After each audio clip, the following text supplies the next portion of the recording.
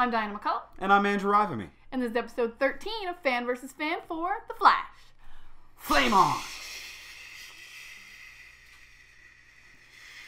I have these memories I know aren't my own. The Hudson Falls. That's where Ronnie proposed to me. Any attempt to separate the two of them could be catastrophic. He could go nuclear.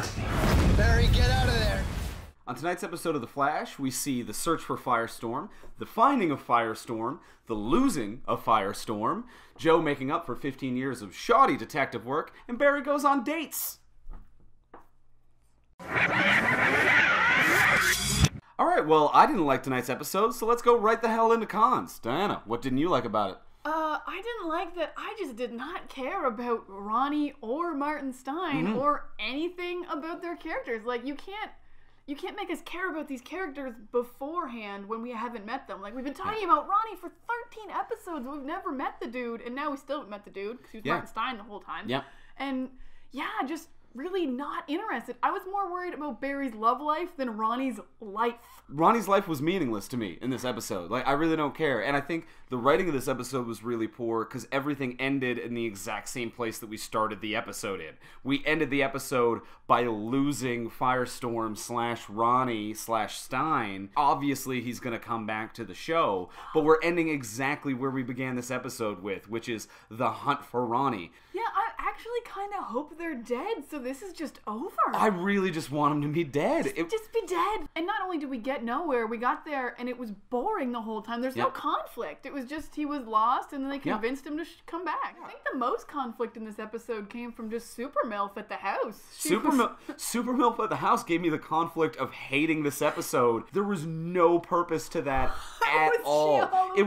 It was to spice up a really boring storyline, and all it did was make a boring storyline mildly offensive. Like, I don't know, I'm just like, why is Superho answering the door? I don't care about what is going on here. The scene even could have ended with Cisco being like, you should ask her out, and we could never see her again, but at least that would have given the characters some kind of closure to something that was meaningless to us as viewers. Yeah, they didn't even give us that. A little comment on how Joe doesn't date, like, and Cisco would be like, maybe you should get back out there, get man. back out there and date. And Joe could be like, I'm worried about how Barry's gonna react. Your daughter moved out of the house. You should date now. No, but none of that. Nowhere.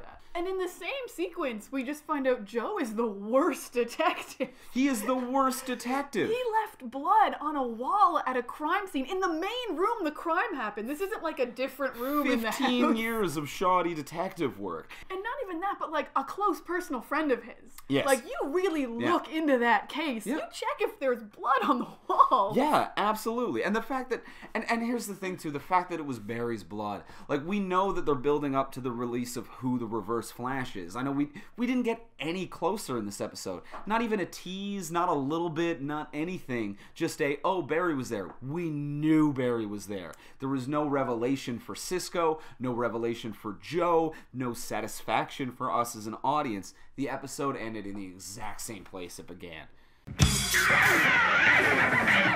Alright, we didn't love this episode. We started with cons for the first time ever. Let's do a short little pro segment. What did you maybe like? My pros are going to be real short because, as we can tell, I hated this episode. My pro is Linda.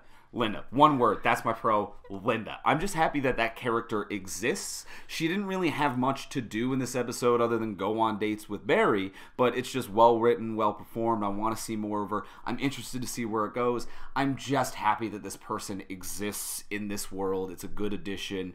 Didn't do much this episode, but I'm glad you're there, Linda. Keep being there. More Linda. She can't really do much at this point because she's just there to date Barry. She doesn't know the secret, but like she's interesting. She stands up for herself. She doesn't put up with bullshit, but she's fun. Like, Linda is great. She's knocking it out of the park. Yeah.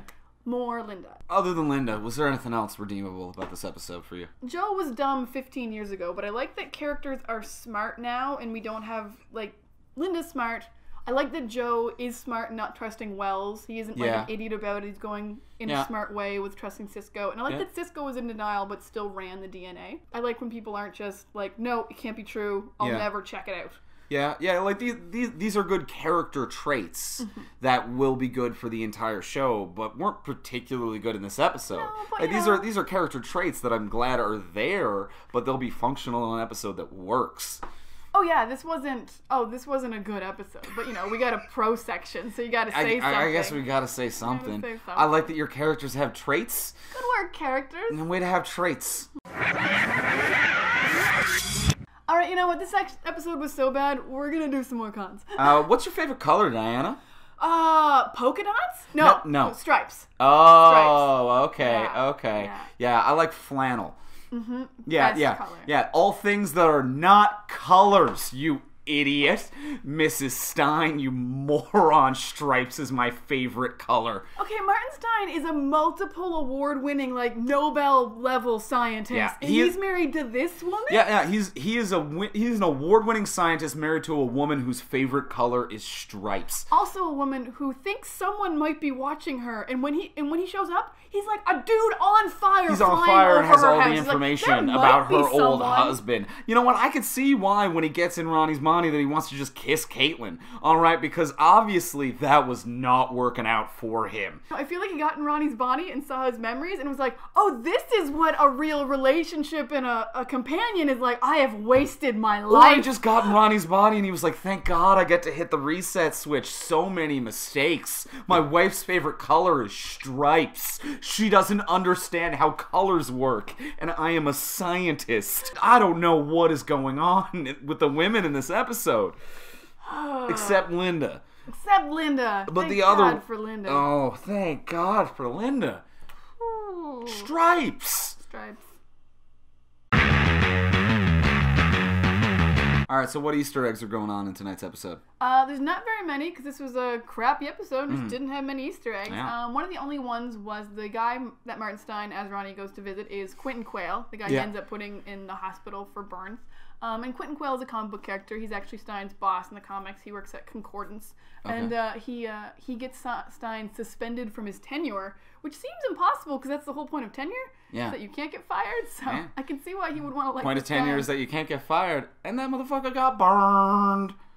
And then the only other really comic book Easter egg we had was Barry told Firestorm not to flame on, and obviously this is a Johnny Storm, the Human Torch from Marvel reference. Johnny Storm yells flame on before he takes off every time. But Ronnie didn't actually say it. No. But then the fight he had with Barry did remind me a lot of the Fantastic Four 2 fight between Johnny Storm and Silver Surfer, where Silver Surfer just takes Johnny out of the atmosphere and drops him. Okay. So there's kind of two references in a row to Human Torch, especially because Firestorm isn't really doing any powers that Firestorm has other than lighting on fire. Okay. Like in the comics, that's a big one. It is, but he can turn elements into other elements, which is pretty cool and useful. You don't just have to fire things all the time. But so yeah, a lot of Johnny Storm flaming on references today. This has been episode 13 of Fan vs. Fan for the Flash. If you want to follow along with us when we live tweet, you can go @Dorkshelf on Twitter. And be sure to subscribe to the channel right here. And we'll be back next week with more Flash. Thanks for watching.